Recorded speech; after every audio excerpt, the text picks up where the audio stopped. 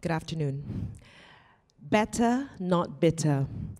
These were the words that rang through my mind 10 years ago. My husband at that time, ex-husband at the time, had just left me. And I remember getting down on my knees and asking God, how do I get out of this? Better, not bitter. What does better look like? Because I know Nelson Mandela said, bitterness is like drinking poison and expecting someone else to die. My whole identity as a woman, as a mother, as a daughter, as an employee, everything suddenly was shakeable. At that time, I had just joined the organization, and I just want to share with you a little bit of a strategy that I have in getting better, not bitter, and not understanding the process of how that can actually help you. I look at this wheel of life. And this is something that I've known for the longest time, but have never put into practice. And the wheel of life talks about the various aspects of your life. And I said, let me compartmentalize things and see how I can be better in these various areas. The first thing that I looked at, which was really, really important, was my spiritual life. Ah, you changed the photo. Okay. Faith, my God, is it well in my soul? And that was something that I clung on to, and just getting to know and getting into a deeper relationship with God, because I cannot work within half-empty cup. I have a cup, but it was empty, and I wanted a cup that was full. It's very difficult to give if your cup is empty, and I had to focus on working on the inside, working on my anchor, and understanding myself a little bit more on how I could continue, right? And my feet had to be on solid ground.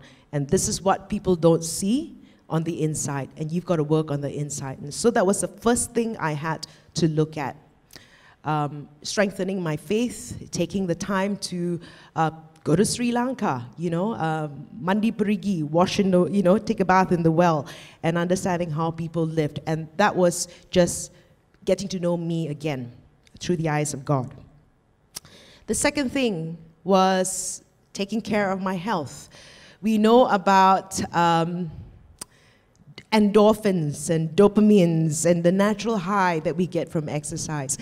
And I remember then, it was 10 years ago, how this is so pivotal. I decided, let me do something, and I joined boot camp, and just with people I didn't know, and said, I know it's a natural way to be happy.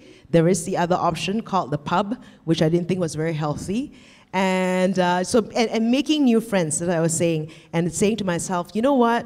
I'm going to register for my first 10-kilometer run. This is something very big for me, for someone who did not move, who did not do any physical exercise. So it's just a decision that I decided to take, and I'm so glad I did it, because that simple step in the last 10 years have taken me on various journeys around the world. And I'll share with that a little bit about, running, whether it's, I did my first full marathon in Australia 2015, 5 years ago. But along the way, I've ran in the streets of Spain. I go for running tours. I go for running in Kazakhstan, running from Asia to Europe. Of course, you cross that bridge in Turkey, the rain. Running in Croatia, in a vineyard.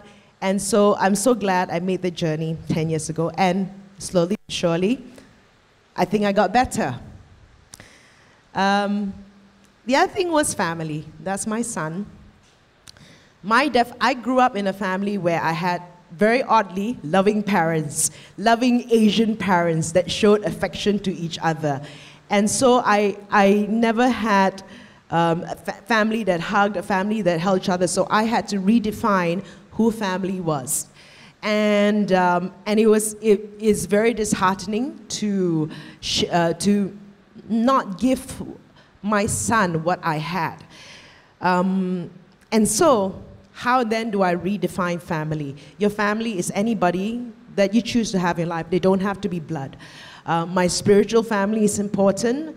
My exercise family, my family at work, yes, the son, who is now 17, 18 years old, does not want to have anything to do with the mother. For the longest time, even after I was separated, my ex-mother-in-law continued to live with me. And because we had a great relationship and I needed stability for my son, but these were the things that I had to do. And I had to say, what is my new family? What can I do to extend myself? I come from Sarawak. I don't have any siblings here in West Malaysia. So who is then my family? So it takes, and you find that because you expand your definition of family, you have a larger family. So yes, there he is, adorable ever. The next thing I did was to look at finance, right? And this is when you talk about, when I share the wheel of life, this is something that's so important. And there was, now that I am a single mother, right? How then do you look at your finances? And even before then, if you're starting out in life, to look at your finances and to look at being financially independent. How do you expect, so some of the things I did was to do other things to earn extra income. As you know, I do MC work, I do other things, I write books, I do all these sort of things. I looked at my EPF, I looked at getting insurance, properly insured, because you know, women, we have extra bits and bobs that need to be insured more than the men. And you know, and I have seen many, many stories of people who have been wiped out financially because of health, right? So I looked at managing my finances a little bit better. And when I talk about the wheel of life earlier, this is something that I look at every year because I'm very mindful that these are all the things that are important in life. Where the relationship broke down with the husband cannot be all his fault, as much as I like to say that it is, but it's also a case of, did I not pay attention to that relationship with him that led to the breakdown? So this is something that I look at and review every year. Some things take more attention than the other, but I'm very mindful that all these things come into play and what is important for me now. And I look back, I know I'm just sharing some of the photos here, I look back at my life, because I look at it every year, I can see what has happened in the last 10 years. And you know what? 10 years, blink of an eye, it's just going to pass. Okay, friendships. This is just one of the many, many friends I have. These are friends that when I first came out to Kuala Lumpur working for a public relations company, and my friendships are very important. After this, I'm meeting a friend and another friend later on. They're investments. Friendships are investments. Make time for friends. Schedule time with friends, schedule time with different people. I don't need the big group, I just need the one-on-ones and have real conversations, right? And these are the people who have been with me during my most trying times because I've invested in these friendships. And so, and an extension of my family as well. So looking at being with friends is so crucial. We don't need to have a lot, like I say, you have a few good ones. I'm very thankful though, because of the work that I do. I do have a lot of friends in different areas of my life that talk to me about things and keeps me humble, tells me as it is, and tells me in my face, and I need this. So these are just friends from 20, 30 years ago. I have friends from primary school where I grew up in Brunei. I have friends in secondary school where I grew up in Sarawak. I have friends from when I was working in Kuching for a short time as a receptionist in a hotel. I have friends from working in IBM before I joined BFM. So I'm so glad that I continued to connect with these friendships, right? And also remove some friendships as well. People who zap your energy, right? You can quietly extricate them out of your life because if they don't deserve your headspace, you might come out of it a little bitter as well. Okay. Now, career is something of, it is an important part, and I want to talk about it from life stages. When we look at life stages in life, in my 30s, when my son was when he was younger, I took a job at IBM because it was a regional job that allowed me to work from home, and that was my priority when it came to family at that time. My priority in career at that moment was keep job. That was all my focus was. But I also know that children are temporary guests in your household. They will grow up and they will have their own lives. And then I slowly looked at how I can then evolve my career and know that I am not emotionally of course I am emotionally attached, but that he knows that mom's gonna be okay, all right with or without him, right? So he needs to know that because he needs to move on in life. So of late, my career is important. I think like in the last couple of years at BFM, interviewed many other people. I know that communication is my essence, but how that communication has evolved is into writing books, into speaking, into moderating, into all these things. So now the focus is on building my career, and I think this is something that's important at this point in my life, this life stage in my life. And maybe things will evolve. Every year I look at how things need to move differently. Mindful that we're a bit late. Okay, fun. This is important. We need to schedule fun, right? And I'm saying this because I didn't schedule fun for the longest time. It was more like one day when I need, and I understand, like I said, life stages where I needed to save money to pay for the house and buy the car, but schedule fun. Fun doesn't need to be expensive. Fun can be a walk at the park. Fun can be taking some time out. Now I like to look at my idea of fun is doing things that I've never done before. I love going to concerts. This is U2 in Singapore. I've gone around the world looking for favorite bands if they're traveling, and if I'm traveling, and I try to incorporate a couple of things in it, whether it's definitely running, definitely music, and this is how I have fun. So my idea of fun is my next holiday, and the next one actually is doing a 100-kilometer walk over 5-6 days in Spain, the Camino Santiago. So that's the plan. So you incorporate fun, you incorporate exercise, and learn something in the process. So make time for it. Like I said, it doesn't have to be anything expensive, but carve out time for that.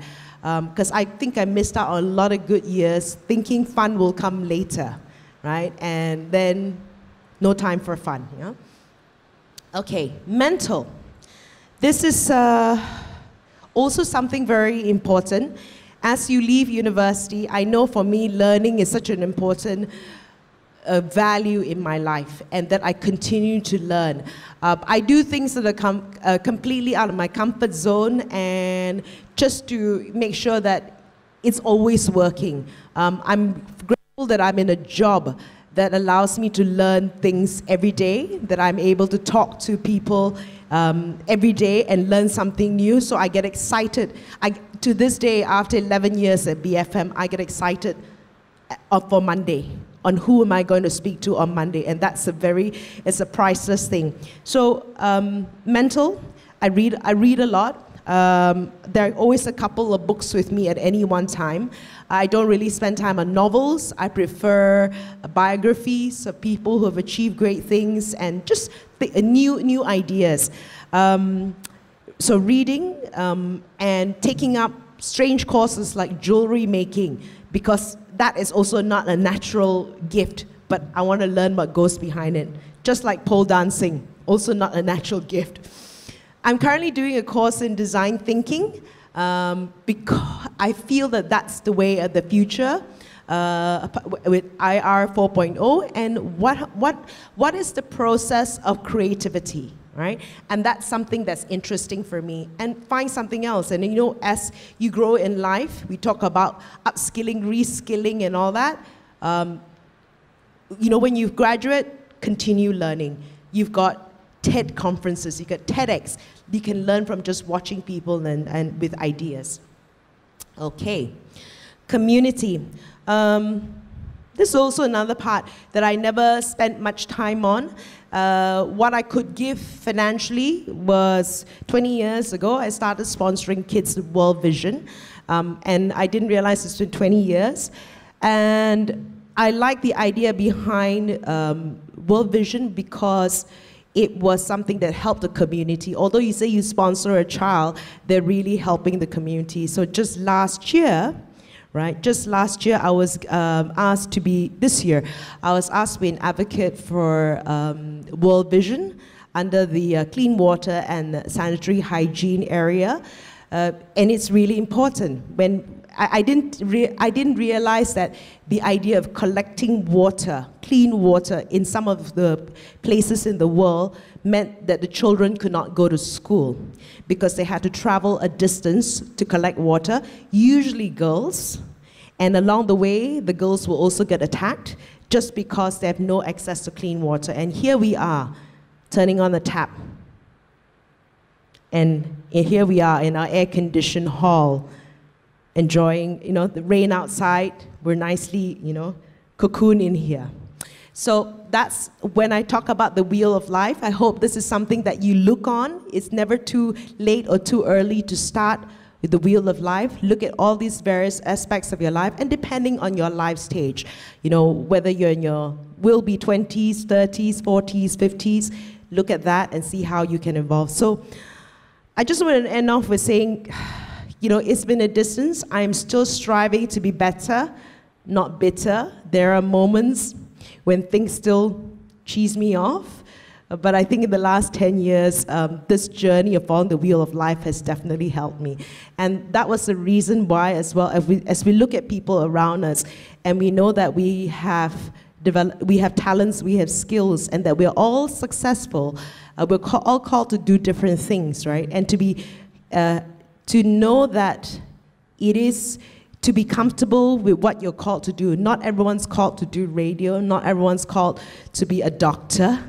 So not everyone's called to be a politician, right? And to be comfortable in your skin. And that was the reason why I wrote my last book, to be comfortable in your skin. We're all called to do different things. So, I hope this is food for thought as the weekend is almost over. Thank you for your time, and I hope you got something out of this. Thank you.